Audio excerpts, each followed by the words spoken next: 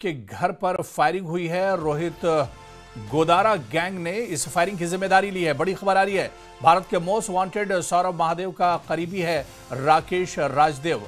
राकेश राजदेव पर आईएसआई को फंडिंग करने का आरोप है। रोहित गोदारा गैंग ने कहा है कि पाकिस्तान को फंडिंग करने वालों को निशाना बनाया जाएगा। तो बड़ी खबर आपको बता दें, कैलिफोर्निया में राकेश राजदेव के घर पर फायरिंग हुई है। रोहित गोदारा गैंग ने फायरिंग की जिम्मेदारी ली है। भारत के मोस्ट वांटेड सौरभ महादेव का करीबी है राकेश राजदेव, और राकेश राजदेव पर आईएसआई को फंडिंग करने का आरोप है।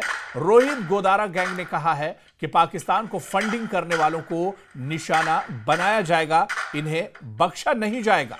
तो पाक को फंडिंग करने वालों पर निशाना साधा जाएगा। राकेश राजदेव के घर पर यह फायरिंग हुई है। बड़ी खबर आ रही कैलिफोर्निया से, जहां कैलिफोर्निया के घर पर यह फायरिंग की गई है, ताबड़तोड़ फायरिंग हुई है। और रोहित गोदारा गैंग ने इस फायरिंग की बाकायदा जिम्मेदारी ली है। मोस्ट वांटेड सौरभ महादेव का करीबी है राजदेव, और ऐसे में राकेश राजदेव पर आईएसआई को फंडिंग करने का भी इल्जाम है। पाक को फंडिंग करने वाले निशाने पर हैं। गोदारा गैंग ने कहा है कि किसी को बख्शा नहीं जाएगा।